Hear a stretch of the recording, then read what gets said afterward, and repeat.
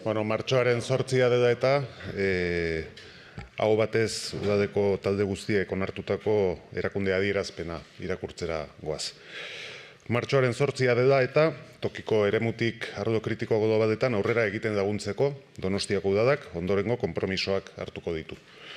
Primero, dotarse de las estructuras para desarrollar políticas de igualdad y lucha contra la violencia machista con los recursos y el personal suficiente acorde a los estándares de calidad de las políticas públicas de igualdad.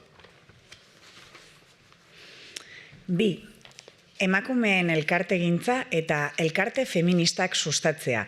Horien bidez, berdintasun politika publikoetan emakumeak solaskideak izan daitezen eta eragin dezaten.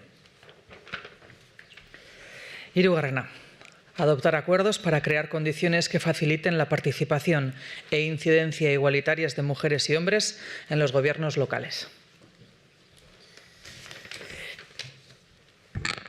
Laugarrena, tokiko arreta eta koordinazio protokoloak eguneratzea. Emakumeen aurkako indarkeria matxistaren biktimak eta bizirauleak onbideratzeko. Bosgarrena, desarrollar programas de prevención de la violencia machista ante la ciudadanía, movilizando especialmente a los hombres y niños.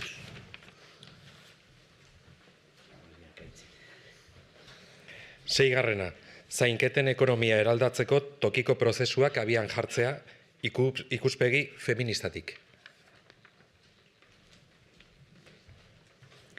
Zazpigarrena, rendir cuentas periódicamente en relación con la agenda feminista recogida en los planes de actuación local en materia de igualdad y lucha contra la violencia machista.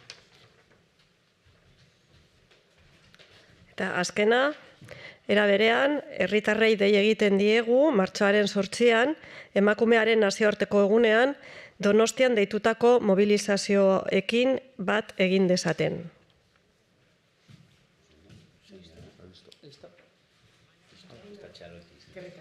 Se llegue.